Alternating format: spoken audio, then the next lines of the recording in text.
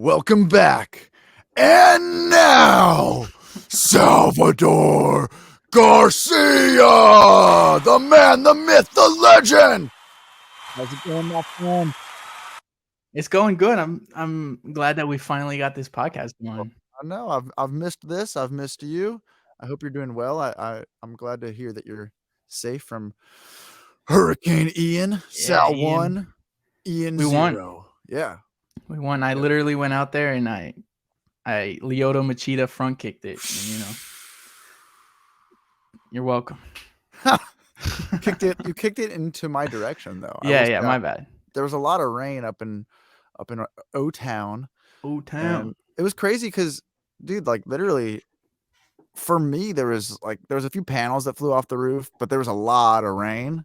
But then I'm hearing about like 5 miles away, like it was genuinely like a tragedy for like a lot of people. Like there was people being rescued off their roofs, and like schools had water over their roofs, and I was like, what is going on? And then somebody was like, oh, flash floods, and I was just like, oh, I'm an idiot, I don't even know what that means. It was real bad in Key West. I know, and like, Fort Myers had like sharks in the streets and yeah, craziness. Sharks with laser beams attached to their heads. Yeah. I saw a couple of tweets are saying it was Florida initiation week for all new Florida residents. That's yeah, it's funny how this just makes people get more mad at Florida. It's like, this is weather. Like we're not doing this. This is yearly, bro. This happens. Yeah, I mean, I was gonna actually, for our fantasy fight of the week, I was gonna be like, all right, hurricanes or earthquakes. And for me, that's just a no-brainer. Like, I'm gonna pick earthquakes. Must be like, I've lived through some earthquakes out in California. Nothing too crazy, but you don't know they're coming. Like, you just wake up in your bed shaking, and that's not something you're used to. Yeah, I've never been through one of them, but I can imagine it's pretty terrifying. Yeah. Like hurricanes, you've got time to prepare. They're telling you to evacuate, but I'm the person who's just like, it's not going to happen. Like, they're just trying to milk this. So I'm always captain goes down with his ship, which is not the right mentality to have, I'm sure, when it gets too bad. We'll prepare when it's here. Yeah, we'll prepare tomorrow. Yeah, we'll figure it out. Yeah, I can swim. Yeah, I can swim. Dude, I'm not gonna lie. Those were some great fights though Saturday night. Like that card was like, everybody was like, oh, they're just getting ready for, the Abu Dhabi card. But this was a card. I think it might just be because of how much I've watched at this point. But like these cards where they say there's no names, I recognize a lot of names on the card. For sure. Like I was actually excited for hearing like a lot of those fighters. I mean, even you got Randy Costa opening, and that was a shocker. First of all, that was a shocker. Everybody was like, well, how fast? I think everybody who was like betting on that card was probably like, oh, Randy's gonna win in the first round or something like that. I think people were counting out Kennedy. I really think. I mean, he was like a plus 300 underdog. Yeah. It's showing plus 225. Yeah. Well, but I mean, shout out to him. He got it done. 42 years old. There's three underdogs that won in a row on this card. That Chelsea. How was Brendan Allen an underdog? That was a weird one for me. I was like, why is Brendan Allen an underdog? Like, I really didn't understand that. He's been showing just improvement he's 7-2 in the UFC. Yeah. And he's young. He's really streak. Young. Yeah. The dude can fight. You know who's controlling these lines? Yanni the Greek. That's why they're all off. Dude, have you seen these videos about Yanni? No. Dude, okay, you're just saying this randomly? Well, because I know that his picks are. I think they showed his record at the end of the Contender Series. Yeah, and it was atrocious. Yeah, like seriously, if you want like good betting, check out James Krause or of course myself. Yeah, my bets and James Krause is all you need. That's it. Yeah, that's it, and you're rich. and Chael P. Sonnen. Yeah, just go against Chael and and you're set for life.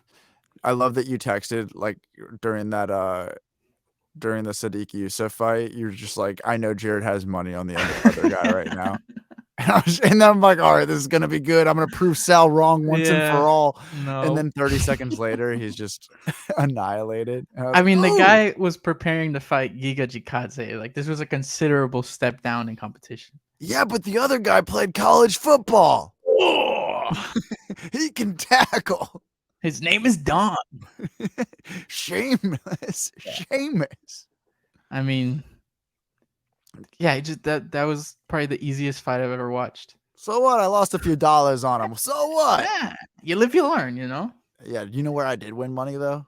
What? On Jan. Oh, you picked Jan? I did. Well, you know how I feel about Mackenzie. I don't know. I thought you liked Mackenzie. I don't know where all this hatred comes from. Do I need to get into it? I mean, she was the main event. You can get into it. I don't want to get into you don't want to get disliking somebody, because this is a positive podcast. Uh-huh. I'm gonna say it's not that I dislike Mackenzie at this point. It's just that I actually love Jan. Oh, okay. Yeah. Right. I feel you're such a fan of the opposing side. Yes, right. And I was so happy for her win. Gotcha. It's not. Yeah.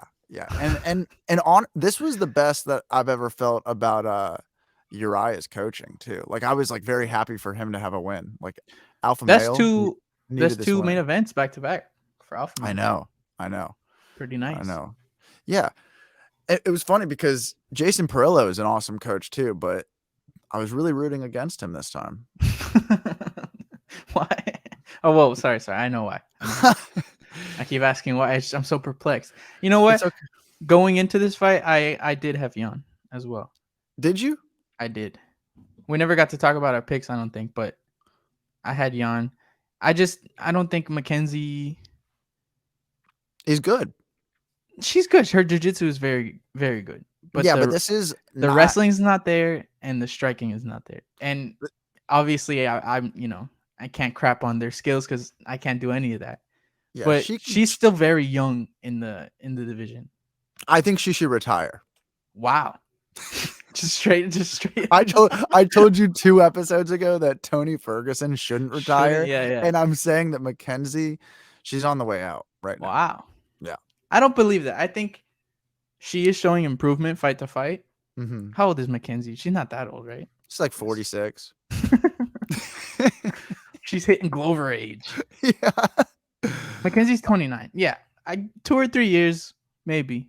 A couple more wins. I could see her going 5 rounds with Valentina. That's about it. That's a peak. No, she's really good. She's tricky on the ground. She almost had Jan out a couple times, so it wasn't like she got dominated or anything. I saw a lot of people saying that it was a robbery and that Mackenzie should have won. What do you mean a lot of people? Like, are you just talking about a majority of people saying that was a robbery? I think all of those people, because I've heard some of them. I've heard like Aljo said that it was a draw, if anything, and I think I think all those people had money on Mackenzie. Yeah, I could see a draw, but I can't see a win for Mackenzie. No, dude, I honestly believe if you're defending submissions, that's honestly more impressive than the person who's just throwing up submissions for 4.5 minutes. Right, and not getting them. Yeah. And then what Jan did on the feet too, I feel right. Like no, that wins her the fight. She actually rocked her. Like this. Yeah. What are we're definitely talking about what's more important and damage is. And if you're not able to damage the person with your submission, I'm going for the person who's defending it successfully. I mean, and then you can take that logic and look back at I think it was Billy Quarantillo and Andre Philly fight. He had his back. He was trying to get the submission, but he wasn't getting the submission, and he was just getting punched in the face. And I feel like damage should be rated way higher than anything else. Over control, over all of that, because that's ultimately, what you're trying to do. You're trying to hurt the other person. Yeah, what are we talking here? Are we talking Gordon Ryan fights, or are we talking some good old fashioned? That guy's on the juice, bro. That guy is... put Mackenzie in with Gordon Ryan. Yeah, I'm taking Mackenzie. Yeah, get her a good jiu-jitsu match. Jiu-jitsu. Or she could go to one championship and fight for the jiu-jitsu belt. I mean, why doesn't she? You know, the thing is, though, she's probably not. She's probably not even the best though. That's probably why she's doing mixed martial arts. She's probably like, I know Um, she's won national championships, but like, she's pretty decorated, bro. yeah, but now, like that was Yeah. like when was her last jiu-jitsu match? Look this I up. mean, it's not like she's gotten any worse. I mean, In her jiu-jitsu, there's no way she got any worse. Maybe her MMA's not as great yet. she was talking about how she was like, it's she can't just go about winning rounds. She's got to really get the people out of there. And Mm. my point is, it's not like Jan's got this amazing jujitsu, and she was able to defend for a good amount of time. She had minutes to make that submission She happen. had her in one. I think it was a head and arm, and it looked like it was done, and she got Yeah. out. But I'm honestly giving more credit to Jan than I am discrediting Mackenzie's performance because she didn't look bad. She did Mhm. almost get her out a couple times. Jan is just really tough and a freaking sniper on the feet. So I don't want to be like you obviously went to the extreme. You say she should retire, but That was not an extreme. it's kind of an extreme, just a little bit. But I don't really mean it. But I don't think she should be discouraged by that performance at all. Obviously, No. there's things she could work on, but she could. She's definitely gonna. She'll be a staple at strawweight for a couple years. Who do you think Jan should fight next? That's a tricky situation. I think just because you can't say who she should fight without determining who should fight at the very top. Because I think that Marina Rodriguez and Rose Namajunas need to fight for number one contendership to fight whoever wins Carla Whaley. And then I guess you put Jan with the loser of Marina versus Rose. Besides that, I don't really see any other matchups at strawweight. I think on Jessica Andrade is back at strawweight, if I'm not mistaken. Maybe you could put her in there with her. Did Marina fight Jan? Marina beat Jan. That's why. Yeah, It's so like that was it's a tricky Carla and situation. Marina both beat Yeah. Jan. Those were her two losses. Yeah. Yeah. Okay. So It's like you don't really know what to do with her. what did Carla do to win against Jan? TKO. So she finished Really? her. Yeah. Dude, how did Carla finish her and then have the fight that she had with Rose? I don't blame Carla in that fight. No. With No, Rose at all. I don't really either. Because that's just like it's not far off from her normal performances. She couldn't get Rose down, so she just it was more on Rose. Like she TKO'd Jan on the ground? yes, yeah, she took her down. I remember that fight. She took her down. I remember that fight because whatever the main event was very exciting, and I was like, oh, this might be like a 3-round snooze fest. Yeah, because she just kind of takes him down and grinds on him, which is very effective. But then she finished her, and I was like, oh, cool. Let's get to the main event. But yeah, very tricky situation because she's also coming off of 2 losses. That was her first win since 2020, I think. Well, she impressed me. Yeah, And it was a fight that I was not really like, I wasn't really looking forward to it, but it impressed me. There was Chelsea Chandler though. Yeah, dude. She's dangerous. She's got some hard punches. She's big. She's really big for if she can make 35, that's a big 135er.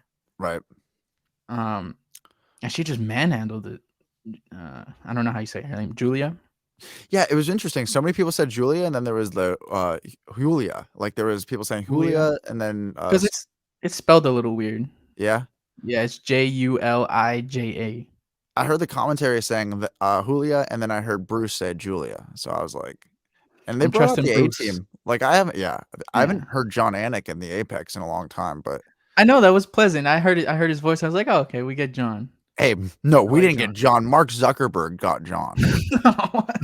We didn't get John. Dude, there's like videos of his wife at the event, like freaking out because of people fighting. It was pretty funny. She's like, I heard Mackenzie's like her favorite fighter. Yeah, they tried to cover that up, but I mean, I think we all know that he bought out the event. I don't know if he did buy it though, like or Not rent it buy, out. like he rented out the arena. But do you think he actually gave money? I think Dana might have Yeah. just invited him. Well, if he was gonna invite him, he wouldn't not allow media and fans. You know what I mean? Like at least the media. Okay, his tweet was like, it's very cryptic. He basically said like Mark Zuckerberg renting out the Apex is BS. And I think that's the way that Dana usually plays off things, because then 2 days later they were in the Apex, like just them. And so I think basically what he's saying is he didn't rent it out. Like we just basically had him there and we didn't want him to get harassed by fans or media, which is so crazy. Like Yeah. in my opinion, there's way more famous people who are still at events around media. Yeah, dude. I Like, mean, Deontay Wilder goes to the Apex to watch fight nights literally every weekend. yeah, but Deontay's not a robot. Oh, true. He's not a lizard person. Yeah, he's not a lizard. That's awesome. But yeah, I don't know. I also don't care too much about that situation. I think everyone kind of got over it pretty fast. It's like, you know, it was like a kind of like a throwback Apex event. Okay, what if he was there for research to do a VR experience for watching? They are doing that. Fight? That's what I'm saying. Wow, how cool would that be? They're developing that. I don't know if it's with Facebook. Maybe they're involved somehow, but I know that they are developing that. Can you imagine putting a headset on and you're literally ringside? Yeah, that'd be sick. I would be so jealous of you guys. I'd be like, wait, take your headset off. Let's hang out and watch fights like whole time. Yeah, I don't know. I honestly I get dizzy with that stuff. The VR, I can't do it for more than like 20 minutes before. You've done it. You've done some cool ones, or not really? The Oculus, not like those super fancy ones. Yeah, my brother can do it for hours. I don't know how he doesn't get sick. He's young. Anything. That's how. Yeah. He's born like in the VR world. Yeah, he's a new breed. He's like Bruce Springsteen of VR. But I play for 10 minutes and I feel like I'm gonna vomit. It's just like I can't play anymore. Your brother like vomits on actual roller coasters. Like, no, this is fun, and he's just like, no, just do my VR set. They have like scary VR stuff, and it is genuinely terrifying. Really? Yeah, dude. It's very, very scary because it's louder than you expect it to be. Because there's no headphones or anything. It's speakers that are really close to your ear. What? And it's very freaky. I do not recommend. The funniest is people who are like working out with a VR set, just, like outside, like, but they're like in Australia in their VR headset, like they're like snorkeling in like the Great Barrier Reef, but they're just standing. Like go outside and fight a kangaroo, bro. Just come on, go spar with that dude. They're all built like fight of the week: a VR set versus a kangaroo. An Australian versus a kangaroo. Oi, oi. So we were out for a little bit, so we missed some big stuff. Yeah, some stuff happened. I got us some notes. I got us some, go through some of the big stuff. Let's see if you got it all. You were just talking about Dana's tweets being cryptic. I don't know if this is cryptic or just plain like stupidness, but Hamzat tweeted 185. That was the tweet. Tweeted 185. Then maybe 2 days later, tweeted that he wants to fight Colby Covington. Dude, he's a madman. He just doesn't know he doesn't know who's in what weight class. That's what's going on. he thinks Colby Covington's a heavyweight, and I think he's I think he should fight Colby. I think that's the fight to make. I think the quickest thing for him is to get to that 170 belt. That's where he's been the most part, and I'm a major fan of that fight. Oh yeah. And I think it needs to happen. And I know he can make 170. He just needs to be disciplined. Yeah, honestly, I think at this point it's not up to him at all. It's probably the brass is still kind of like, do we let him fight at 70? Should he go to middleweight? Because even Dana's saying that in the media, like we don't know where to put him right now. But I would like to see that Colby fight. He should just get like all these 170er fights and then just still show up at 180. And he's like, you don't want to fight me? They're gonna have to move the card around every time. Yeah. They have no choice. Yeah. He's like, so his former opponent, Kevin Holland, also retired since the last time that we talked. I've seen different opinions on it. What's yours? I think he's retired. You do? I think he's retired. Um, I can also understand Dana's point, talking, that he's an emotional guy Mm-hmm. and he got paid and, he had a rough night out pretty much.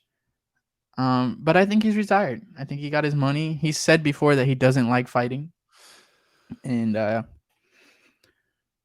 mean, I don't know. do you think he ended up getting pay-per-view points for that? Probably. I mean, the way he was Just split it celebrating, I up. think that was more than like, let's give you an extra 50K or something like that. I think he got compensated nicely. I bet he got one of those in the mailbox $1 million checks. Yeah, and Dana's sending him shoes and stuff. Like, Yeah, I bet there was $1 million check in those shoes. There's 3 of them. He's like, hey, make sure your socks are clean.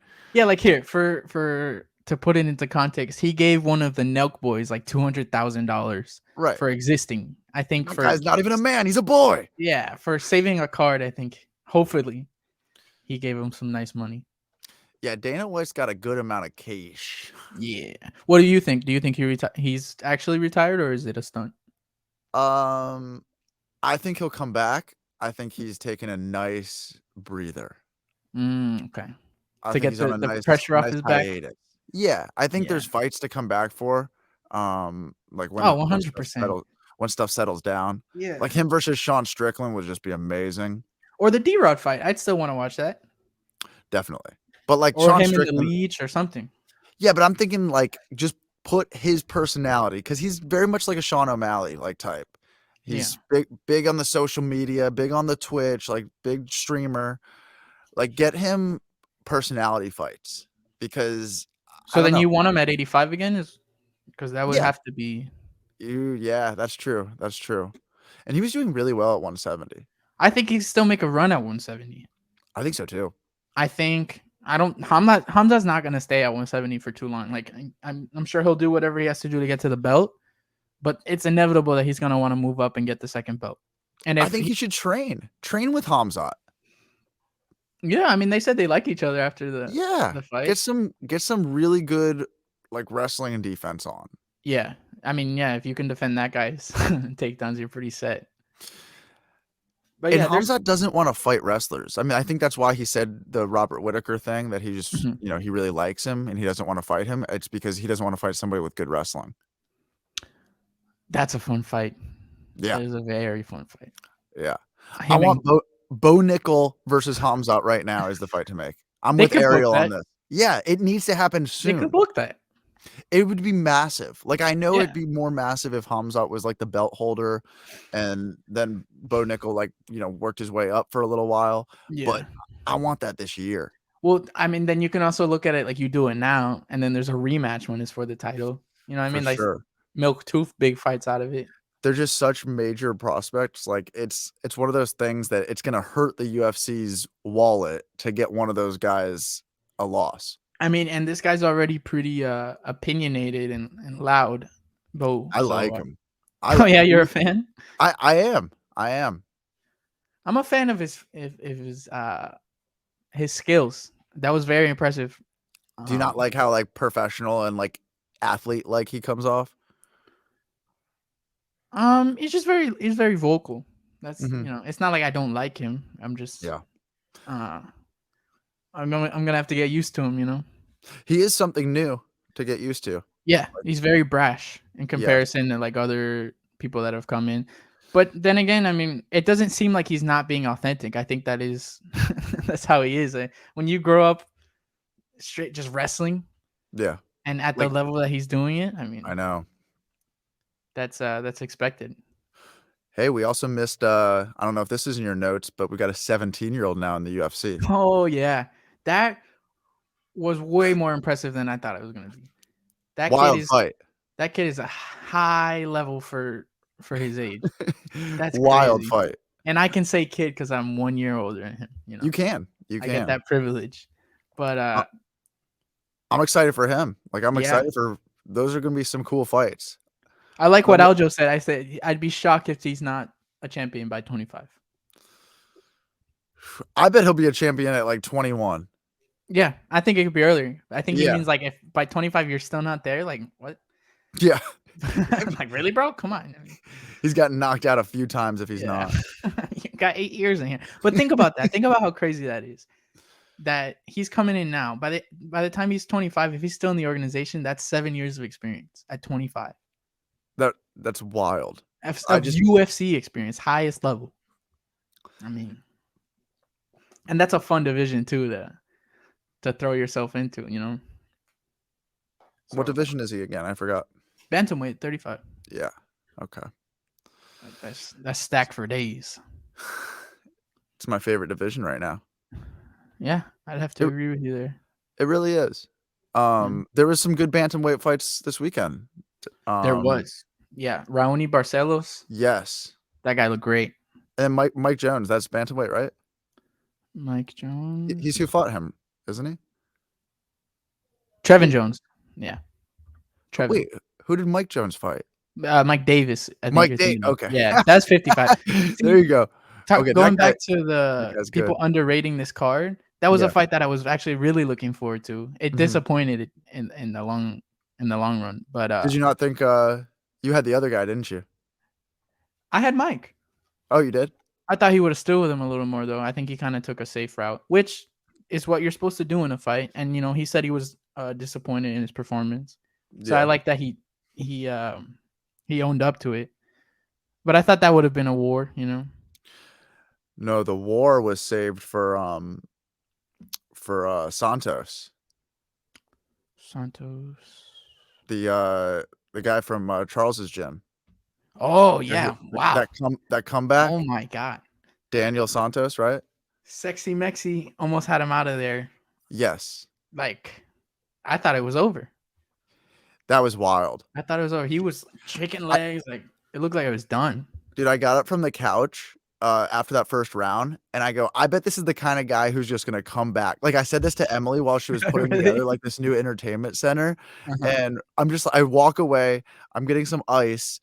And I'm just like, I bet he's just gonna like do something crazy in this second round, and then that's what happened. It's the blonde hair, man. There's something with these people from this camp with blonde hair, dude. Because they train hard, they knock each other out. I was thinking about it. It's like you can see them almost telling their brain no to being hurt. Right? They're like, no, I'm not hurt right now. Like, no, this is not happening. It's not how I'm like I get hurt. I get hurt like this on the daily in training. It's incredible, man. They like negate being hurt. Yeah. I've never seen anything like it. I'm a fan. Charles is getting ready. Get that belt back. So I think I know what your pick is on that fight. You say you got Charles? Oh, I have Charles every day of the week. Okay. And how do you see Charles getting it done? However he wants. I think his jiu-jitsu will be too much. And I think even if Islam hurts him, Charles will hurt him way worse on the feet. Right. You don't think he's just going to try and take it down immediately, though?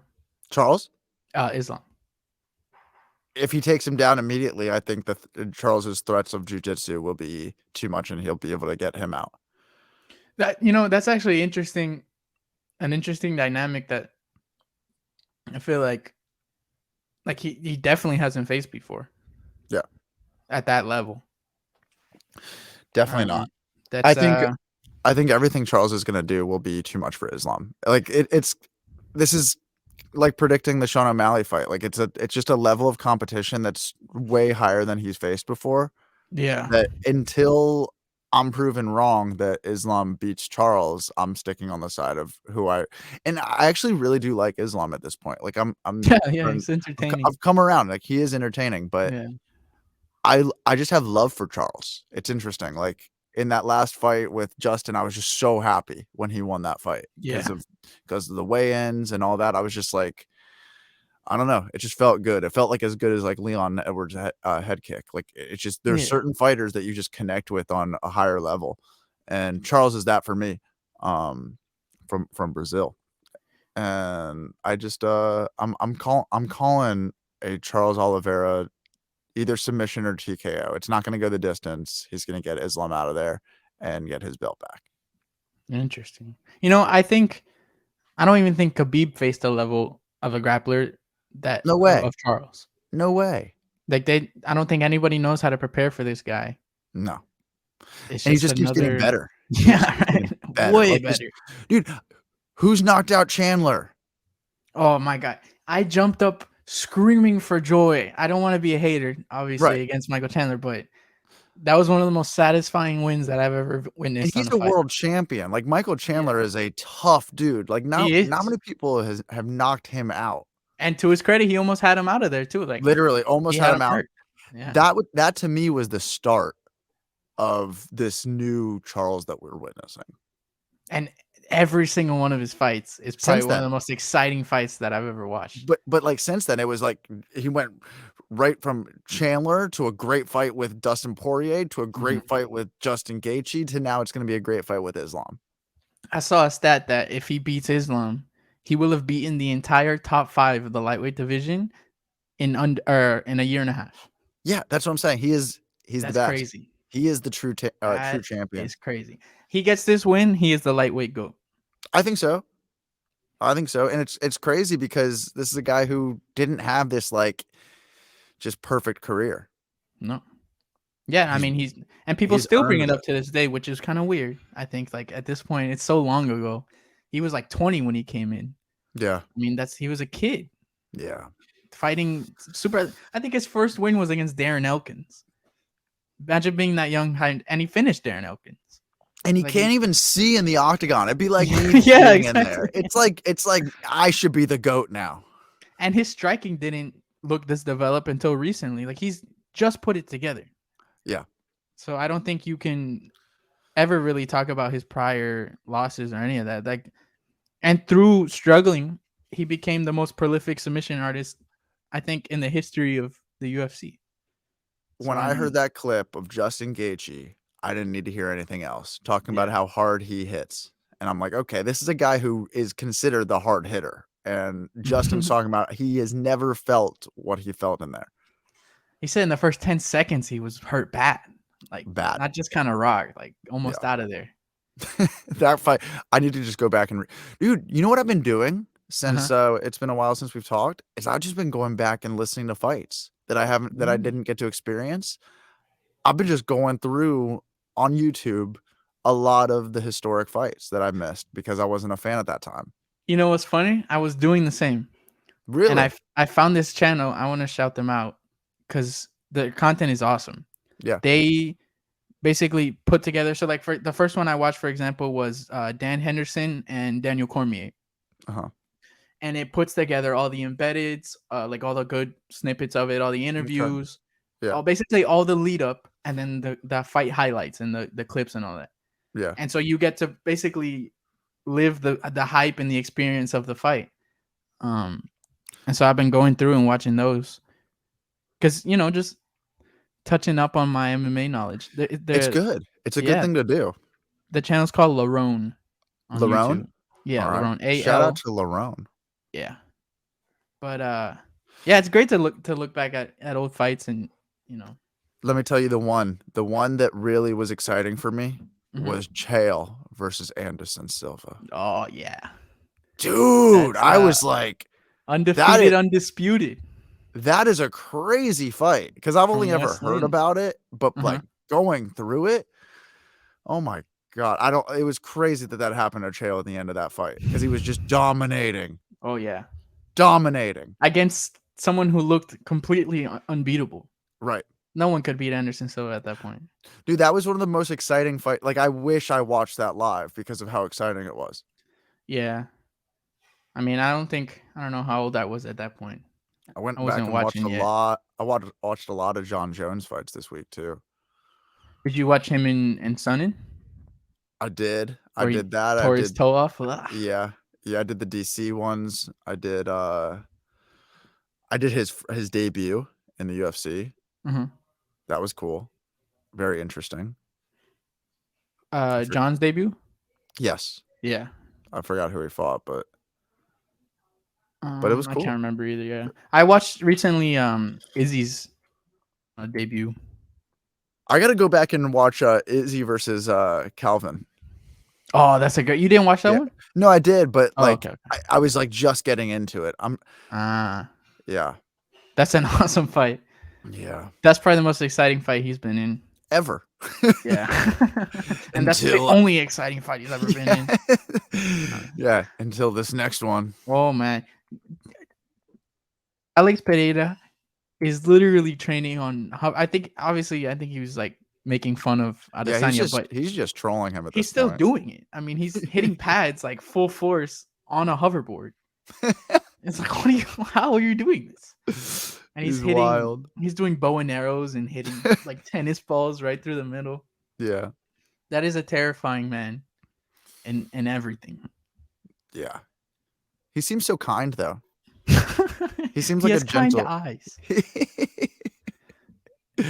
His soul is so sweet. Yeah. I mean, killer. I'm very excited for that fight. Yeah, it'll be good. All right, I have a Yeah, what do you have? I have a couple more points before we wrap it up here. Cool, man. Scott Coker coming out and saying that they've been in contact with Nate Diaz. Do you think Nate Diaz will go to Bellator as his next move? No. No? I don't. What do you think his next move is? I think Nate Diaz is going to do some boxing against Jake Paul as his next move. I think he'll be there. I think there's one of Nate's fighters is on that card, on the Jake Paul card, and I think Nate Diaz will be I heard there. of that. Yeah, I forgot his name, but he seemed like a cool dude. But I think Nate Diaz will be there. I think Jake Paul will win that fight, sadly, and I think really what? Yeah, I do. Wow. Even after watching all those Anderson fights? Yeah, Jake Paul's gonna knock him out, which sucks. Oh, man. no way. Yeah, I could see him winning a decision. I don't see him knocking him out. His chin never got hit like that, unless they're doing some kind of, like, hey, take a dive and I don't think it's gonna be a dive. I think Jake Paul's really good at boxing at this point. But does he hit that hard that he can sleep Anderson Silva? I don't think so. Yes, he does. Man. Yeah. Anderson doesn't really get hit. He's going to. That's interesting. Yeah. I really want to watch that fight. I haven't watched any of the other Jake Paul fights, but I want to watch that one. I want to see how that goes down. Yeah, I'm not a Jake Paul fan here. I'm just telling you. No. I think I understand. Yeah. I think the training, I think the money, I think the whole package of what he's got going on, I think is very very calculated right now. So then let me take it back to your point with like the Sean O'Malley and Peter Yan fight. Yeah. That the level is so much higher and the experience, he has 20 years of experience on him, if not more. Yeah. You don't think that factors in, even though it's in a different sport? No, because that's why it doesn't, because Anderson Silva doesn't have 20 years of boxing experience. But technically he has way more than just striking alone. Yeah, but I mean, Jake's a young, hungry dude with this. Like, I don't know. I just see this being different. I know he's like this YouTuber, but I'm at this point, I'm separating him in my mind. Yeah, At this point, he's not just a YouTuber. He's not just a. But even then, I mean, in terms of how many wins he has and his experience, that's like putting a 3-4 year pro against Anderson Silva. I mean, I know Tyron Woodley's not an elite striker, but he knocked him out cold. So this guy can hit hard. That's all I'm saying. Yeah, Anderson's also a lot bigger than anyone he's faced. I think that's for me where this fight changes, just on his reach. I don't know what they're doing. I think they're doing at 190. So he's not even if he loses. Even if he loses, he could still get a Nate Diaz fight going. Here's my prediction. I don't think Nate Diaz is gonna. I think he's done. I don't think he's gonna fight anywhere. Ooh. I don't think he wants to fight. I think he just, that's how he talks, because he doesn't need to fight at all. No, he doesn't. He's got his team of guys, which he's very supportive of. Yeah. He can just kind of be a figure with his guys, and, that he's loaded. It's not like he's short for cash. So that's the way to go at this point, honestly. And he had a great fight to leave. You know, it was against another legend. I think that's a nice way to go out. Maybe the fight I can see him coming back for is something with Conor. I don't know where it would happen, if it's boxing or in the UFC. Ping pong. Yeah. Just a good game of table tennis. Table ping pong, yeah. Yeah. But yeah, that's where I see it going. I'm with you. I like that. I like that take. That's a hot take there. Hot take. So I know that this is a shorter show today. It's all good, man. Do you want to cram in some fantasy matchups? Yeah, yeah, we'll cram in a fantasy. Let's do it. Let's do it. You want to start us off? No, you take her. Oh, man. You got your setup music? I do have my setup music. Let's see. You know, actually, for the clips, the setup music is very inconvenient. So I'm going to forego the... Okay. Give you guys an inside look into the editing of a fighting chance.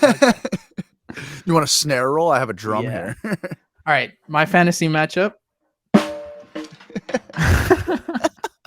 All right, my fantasy matchup is Bobby Lee versus Brendan Schaub. 5 rounds, bare knuckle, 2-minute rounds. How will it go down? Book it. Bobby Knuckles, nut shot. Not Bobby Knuckles, sorry. Bobby Knuckles is going to be in Bobby Lee's corner. Yeah, Bobby Lee nut shot. That's what I'm calling. And that'll like give him the win, or it'll give Brendan 5 minutes to recover. 5 minutes, and then he's gonna come back with a B and sting him or something. Yeah. He'll get real creative with it. That's good. That's my prediction. I like that. Yeah. All right. What's your fantasy matchup? My fantasy matchup. You're so excited. All right. Let me start this over. Yeah. Gonna get cool. This week's fantasy fight: Jack Black versus Jack White. Oh, the battle of the colors. The true race war. Book it. And I want this to be just a match of the Jacks. Mm-hmm. All they're going to do is drink Jack Daniels to see who blacks out first. Oh, that's a different kind of fight. That's the true fight. Who are you picking on that, though? Who's the ultimate Jack? I mean, they're both rock stars, so they can both hang, I'm sure. But I'm gonna pick Jack Black. I like that. Pick. I think I'd lean Jack Black too. There you go. Just on body weight, you know, we're going scientific here. Yeah, he's got to be able to throw him back. Yeah. Jack Black might start making like conceptual albums or something. I don't know. Yeah, and he's a White, shallow sorry. It's a shallow how, that guy. You didn't have to bring it up, bro. Well, right, man. Well, we made it work today. Yes. A shorty, no glitches. You didn't cut out once. This was awesome, man. Sound fresh. I shoot off Ian. We got it done. Well, thank you, man. We'll do all of next week's fights when there's actual fights. Yeah, for sure. Have a good week off, which is never fun. Yeah, my condolences to all UFC fans. I know this Saturday is going to be horrible for all of you. Maybe go to the park or something. Yeah, just have a picnic. The world. Yeah, hang out with your family, house, bro. Yeah, say hi to your kids. Take a shower, dude. All right, later, man. Peace.